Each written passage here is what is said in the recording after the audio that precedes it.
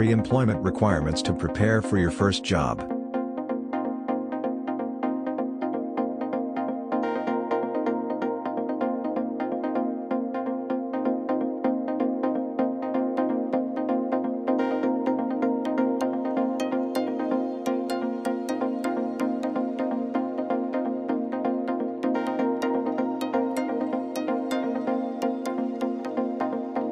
Getting your first job is a rewarding experience.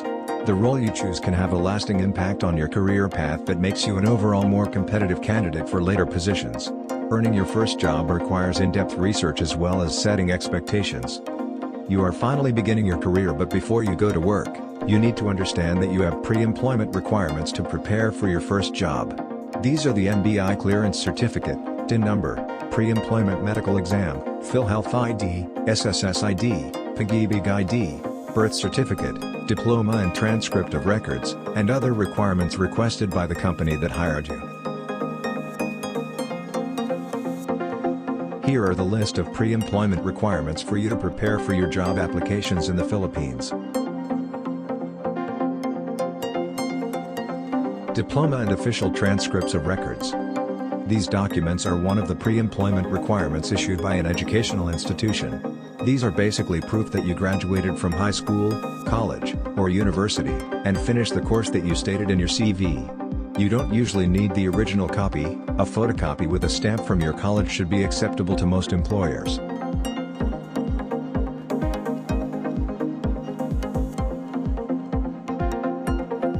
Tax Identification Number, or TIN. In order to settle tax dues when you start receiving a salary, you must register for a TIN number. To get TIN, one of the pre-employment requirements, you must accomplish the BIR Form 1902. You need to submit the form and all the requirements needed, together with any valid identification, showing name, address, and birth date of the applicant employee.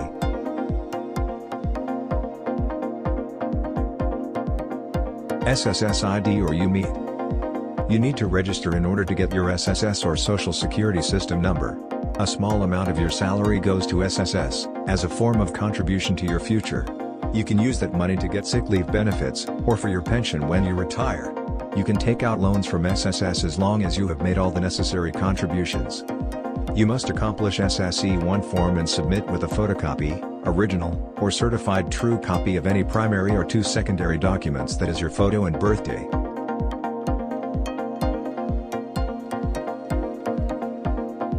PGBIG number. Your PGBIG fund can help you if you are planning to get a house. The PGBIG fund is the government's savings program that offers affordable housing financing for Filipinos with low to middle income. To get your PGBIG number, all you have to do is get a member data form, or MDF, and submit it together with one valid ID.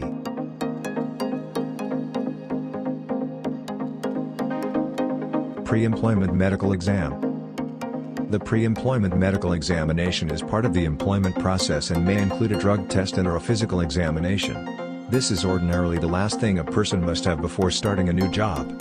While administered to assure safety in the workplace, care must be taken to avoid using the information for discriminatory purposes. To accomplish this, workers usually wait for the organization's advice. Companies usually provide these kinds of requirements or provide endorsement to their accredited clinic or hospital, and provide you a checklist of the tests that you need to comply. PhilHealth number.